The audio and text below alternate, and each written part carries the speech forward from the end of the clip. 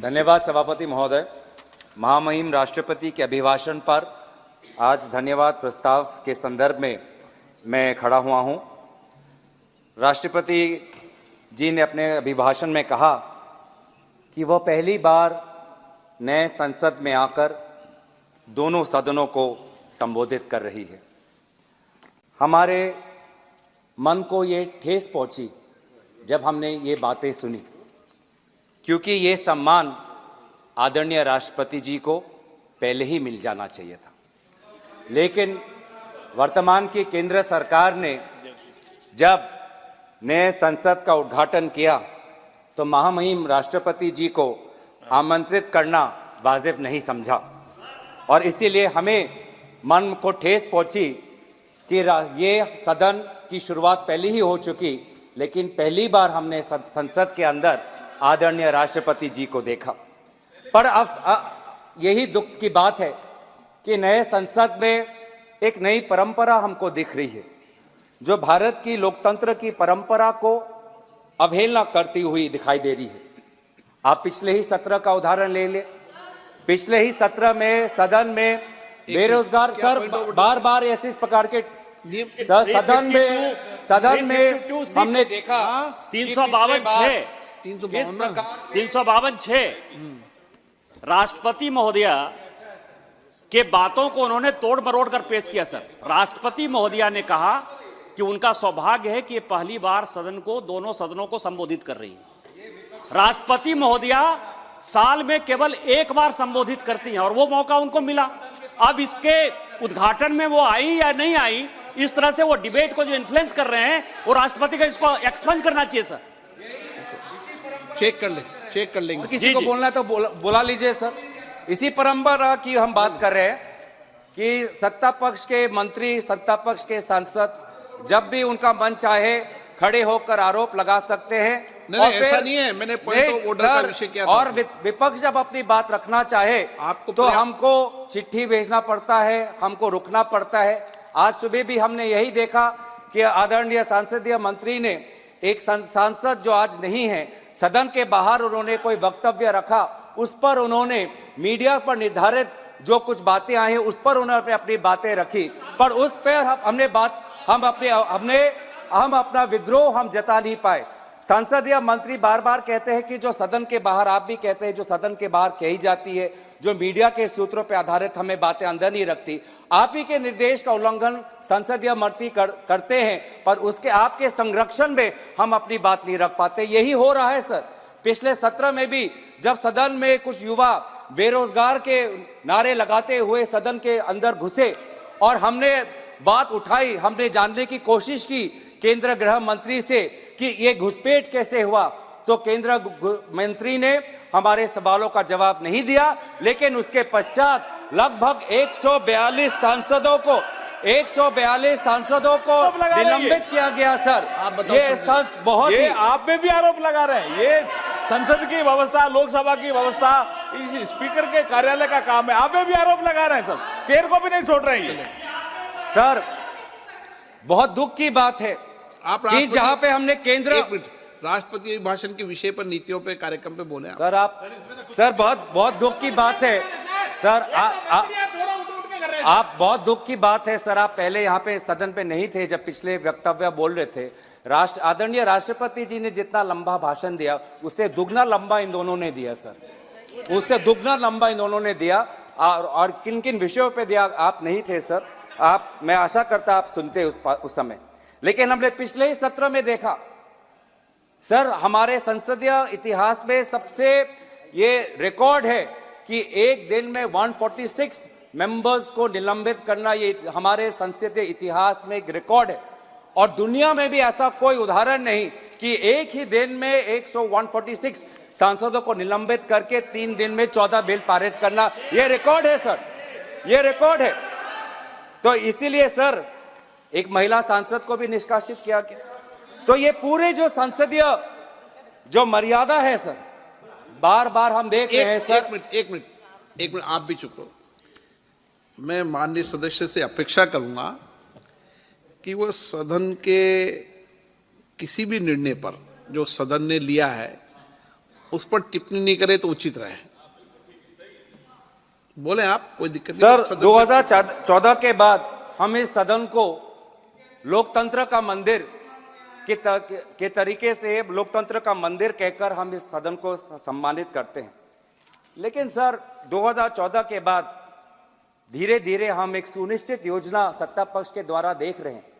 अब ये सदन या ये संसद लोकतंत्र का मंदिर नहीं सर, ये एक विशेष सम्राट का जीता जागता राज दरबार धीरे धीरे बनता जा रहा है। अब महाराज, एक सेकंड, आप एक मिनट मानिए। आप बहुत वरिष्ठ सदस्य हैं, आप संसद पर ही आरोप लगाएं। इस संस्था में आप बैठे हैं, जिस संस्था का पवित्र सदन है, आप ही सोचे क्या बोल रहे हैं आप।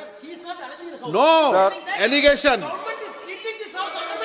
ना, आपने संसद पर सवाल उठाया, पार्लियामेंट की सिस्टम पर सवाल उठाया। नो सर मैं अपनी बात रखूं। हाँ। मैं सदन की मर्यादा और भारत की संसदीय की इतिहास की मर्यादा की संरक्षण में बोल रहा हूं।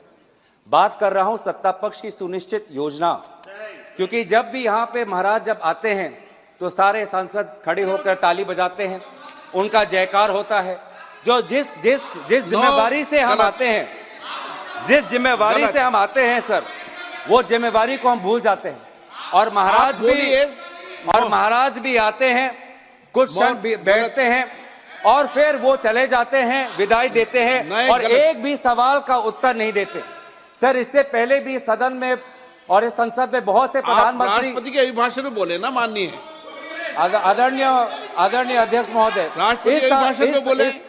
इस संसद की बात कर रहे हैं। संसद में बोले, संसद के इतिहास की बात कर रहे हैं सर। इस संसद के इतिहास में बहुत से प्रधानमंत्री आए हैं, सभी प्रधानमंत्री ने अपने अपने कर्तव्यों का पालन करते हुए प्रश्नों का उत्तर दिया। लेकिन हमने शायद पहली बार हमने एक महाराज को देखा जिसने 5 साल में किसी भी विभाग का प्रश्न का उत्तर नहीं दिया। गलत सर, ये ख्वाहिश हो सकती है सर, ये उनकी व्यक्तिगत ख्वाहिश हो सकती है कि भारत की लोकतंत्र को राजतंत्र में परिवर्तित कर दे। ये उनकी व्यक्तिगत ख्वाहिश हो सकती है, लेकिन उनकी व्यक्तिगत ख्वाहिश में विपक्ष अटकलें डालेगा। आज हम सदन में हम देखें सर, रिकॉर्ड पे देखें, आज इसी सदन में हमने देखा कि पिछले सत्र में जब विपक्षी सांसदों को निलंबित किया गया था तो 14 बिल 3 दिन में पारित हुए। अभी तो शुरुआत हुई है, धैर्य रखिए। 2 घंटे से हम आपकी बातें सुन रहे हैं, अब आप भी दूर सुनने का धैर्य रखिए। 2 घंटे से हम सब बैठे हुए हैं, अब हमारी बारी है और सुनने का धैर्य रखिए। 2 घंटे से हम सुन रहे हैं, अब माननीय सदस्य प्लीज, बोलना की शक्ति है। माननीय सदस्य प्लीज, आप नीतियों पर, कार्यक्रम पर कितनी भी तीखी आलोचना करो, लेकिन सदन के निर्णय पर मैंने पहले भी कहा था, आप सब वरिष्ठ लोग बैठे हैं, सदन के निर्णयों पर उंगली नहीं उठाएं।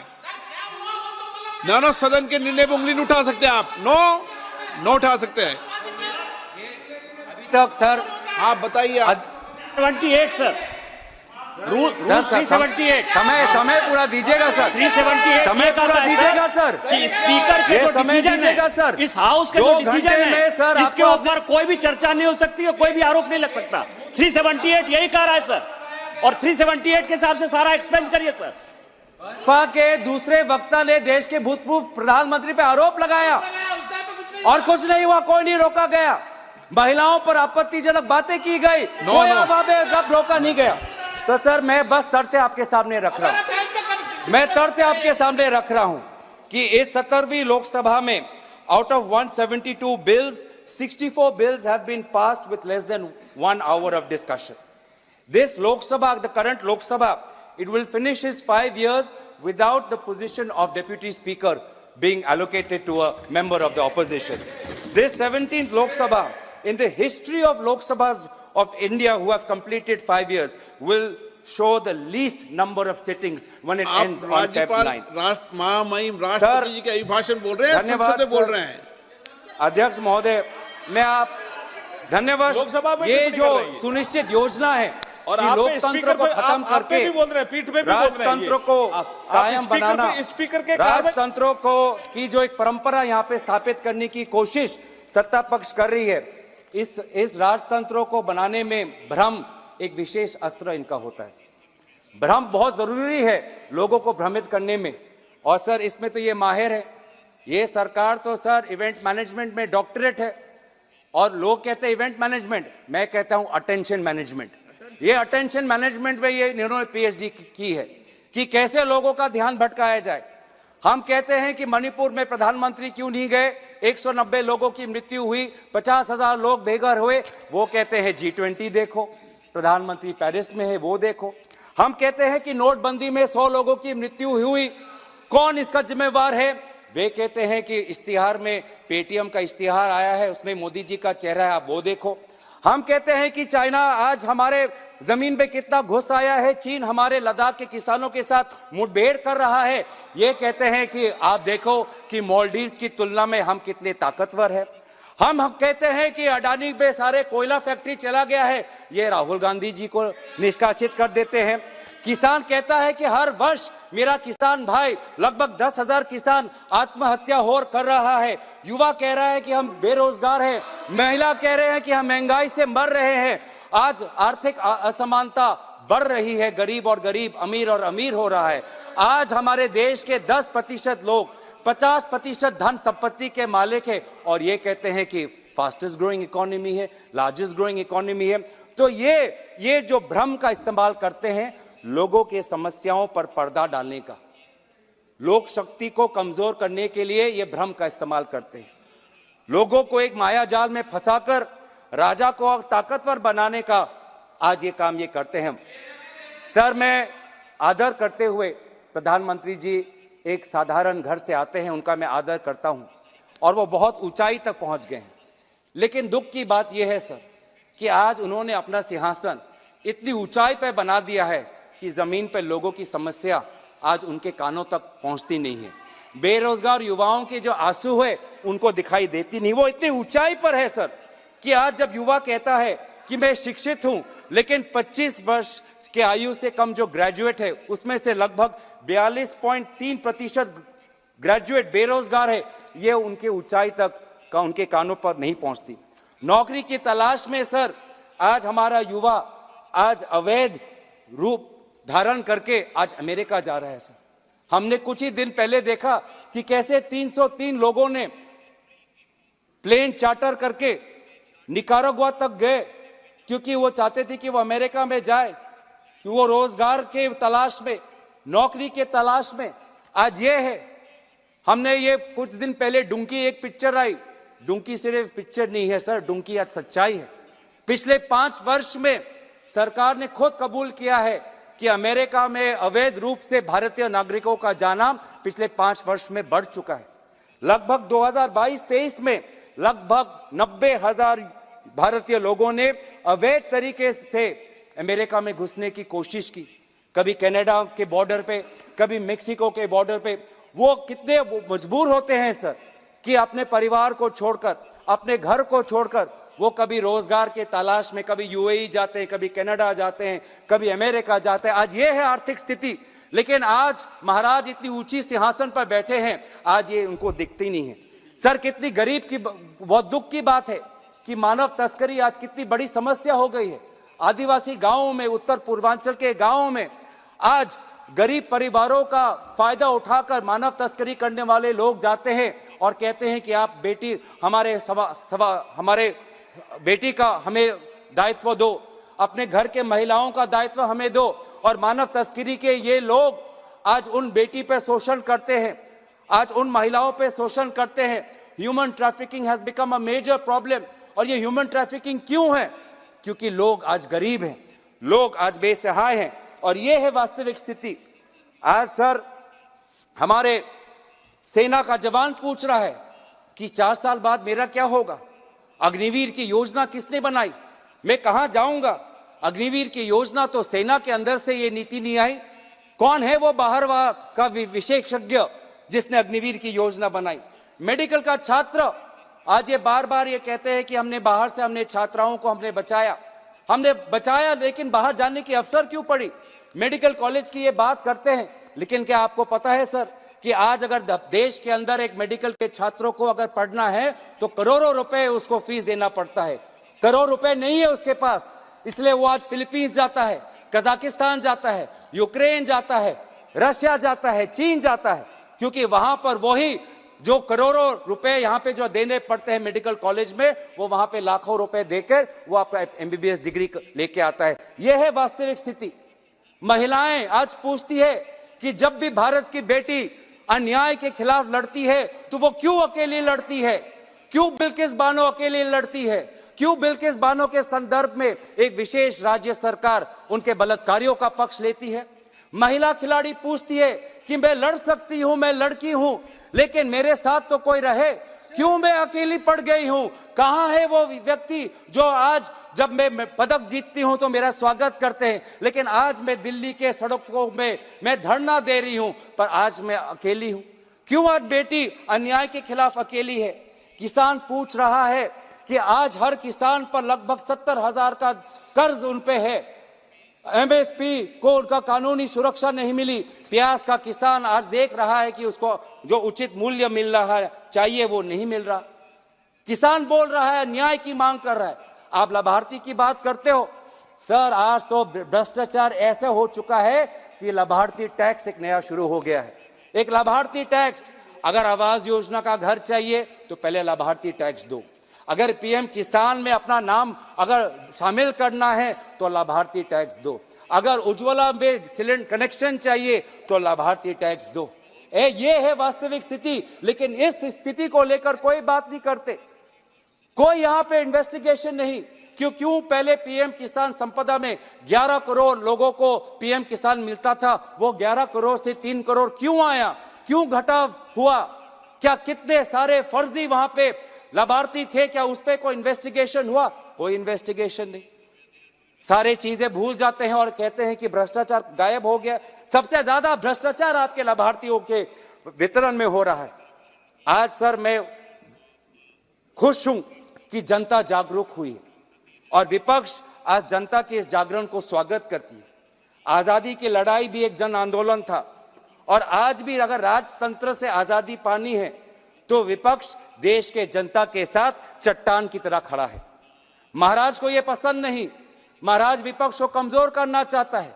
इनकम टैक्स के अफसर भेजते हैं, ईडी का अफसर हमारे पास आता है, सीबीआई हम पर आता है। मैं महाराज से यही कहना चाहता हूं, हम डरने वाले नहीं हैं, हम डरने वाले नहीं हैं। आप चाहे जितनी भी सरकार गिरा लो, आप चाहे जितनी भी सरकार परिवर्तन कर लो, बिहार में अगर सरकार बनानी है तो रातों रात मुख्यमंत्री का इस्तीफा और रातों रात उनका शपथ ग्रहण होता है। लेकिन झारखंड में हमारा पास बल है, झारखंड के पास हमारे ताकत है, लेकिन हमको 10 दिन का हमको इंतजार करना पड़ता है। मतलब बिहार के लिए नियम अलग और झारखंड के लिए नियम अलग। इस प्रकार की बातें आज हम कर रहे हैं। सर अगर इनके खिलाफ हम लड़े, अगर इनके खिलाफ हम लड़े तो हमें जेल भेजा जाता है और अगर इनके साथ शामिल हो जाते हैं तो महाराष्ट्र में उप मुख्यमंत्री बनाया जाता है। अगर इनके साथ हम लड़े तो हम पे शारदा का टैक्स लगता है, अगर इनके साथ हम जुड़े तो असम में मुख्यमंत्री मर जानते हैं। ये है सर वॉशिंग मशीन। हम डरेंगे नहीं, हम अपना फर्ज निभाते रहेंगे, हम भारत को जोड़ेंगे, हम नफरत की बाजार में मोहब्बत की दुकान खोलेंगे, हम न्याय की लड़ाई लड़ेंगे, पिछले वर्ग और अन्य पिछड़ा वर्ग के लिए जातिगत जनगणना की लड़ाई हम लड़ेंगे। हम अनुसूचित जाति जनजाति जिनके लिए आज केंद्रीय विश्वविद्यालयों में, केंद्रीय सरकारों में लगभग हजारों के तादाद पे पद खाली हैं, आज उन केंद्रीय विश्वविद्यालयों में, उन केंद्रीय सरकारों में अनुसूचित जाति जनजाति का स्थान हो, उनको अपना हिस्सा मिले, हिस्सेदारी की लड़ाई हम लड़ेंगे। हम लड़ेंगे उन युवाओं के लिए, वो लगभग 1-1.5 लाख युवा जिन्होंने सेना के भर्ती के लिए पूरी परीक्षा पार कर ली, लेकिन आज भी वो सेना में भर्ती नहीं हुए। हम उनके मुआवजे के लिए हम लड़ाई लड़ेंगे। हम लड़ाई लड़ेंगे जम्मू कश्मीर के लिए, ताकि उनको पूर्ण राज्य का दर्जा दोबारा मिले और निर्वाचन दोबारा हो, लोकतंत्र की स्थापना वहां पे हो। हम लड़ेंगे आंध्र प्रदेश के लिए। For Andhra Pradesh, we gave a special category status. We promised them, and today again repeatedly, the Prime Minister has been betraying the people of Andhra Pradesh and denying them the rightful special status. We, the Congress Party, want special status for Andhra Pradesh. हम लड़ेंगे असम के वो 6 समुदाय के लिए जाहुम, मोरान, मोटा, कुछ, राजवंशी, सूतिया, आदिवासी जो है, जो जनजाति की मांग कर रहे हैं, हम उनके साथ हम रहेंगे। हम लड़ेंगे महिलाओं के लिए जो महंगाई से राहत चाहते हैं। हम भारत के संविधान के लिए लड़ेंगे। इस भारत के संविधान में सर लिखा है हम, इसमें मैं नहीं लिखा है। इसमें कोई एक व्यक्ति की दिव्य शक्ति नहीं लिखी है, इसमें भारत की लोक शक्ति का उदाहरण है। इसमें लिखा है कि हम भारत के लोग भारत को एक संपूर्ण प्रभुत्व संपन्न समाजवादी पंथ निरपेक्ष लोकतंत्रात्मक गणराज्य बनाने के लिए तथा उसके समस्त नागरिकों को न्याय, स्वतंत्रता, समता और बंधुता में बढ़ाने के लिए हम प्रयत्न करेंगे। ये है इस संविधान के प्रति, क्योंकि देश सर किसी व्यक्ति के दिव्य शक्ति से नहीं, देश संविधान से बनता है, देश आम नागरिकों से बनता है, देशवासियों से देश बनता है। तो सर हम लड़ेंगे इस भारत के संविधान के लिए, हम लड़ेंगे वसुधैव कुटुंबकम की संस्कृति के लिए, हम लड़ेंगे गंगा जमुना के तहजीब के लिए। सर बहुत दुख होता है सर, आज आपके पहले भी सरकारें थी, आपके बाद भी सरकारें आई, लेकिन सर शायद हमने पहली बार ऐसा देखा है कि भारतीय होने का गर्व सत्ता पक्ष सिर्फ सत्ता के मापदंड से देखती है। जब 2014 से पहले इनके पास सत्ता नहीं थी तो उनको भारतीय होने का शर्म होता था। प्रधानमंत्री जी दक्षिण कोरिया में जाकर कहते हैं कि 2014 से पहले भारत में जन्म लेना शर्मनाक बात थी। कितनी अफसोस की बात, आप देख लीजिए सर, मैं रिकॉर्ड पे डाल दूंगा। कितने अफसोस की बात है, अफसोस की बात है। लेकिन मैं संयुक्त राष्ट्र में देश के विदेश मंत्री ने क्या कहा, मैं वो पढ़ना चाहूंगा। उन्होंने कहा, इस सदन में प्रधानमंत्री सदन के नेता होते हैं, हम कोई भी टिप्पणी कोई भी बात कहें तो बिना प्रमाणित तथ्यों के सदन की गरिमा आप उनको बनाना चाहिए। सर आपका सम्मान करते हुए, और आप मुझे भी जानते हैं कि मैं कोई भी बातें बिना तथ्य के बिना सबूत के नहीं रखता, ये आपके प्रति मेरा आदर है। सर मैं आपके ही आदर करते हुए ये लोग जो 2014 से पहले भारतीय होने का गर्व नहीं महसूस करते, मैं आपके ही विदेश मंत्री की बातें जो उन्होंने संयुक्त राष्ट्र में कहा था वहां पे मैं कहना चाहूंगा। पाकिस्तान को संबोधित करते हुए कहा कि 70 वर्ष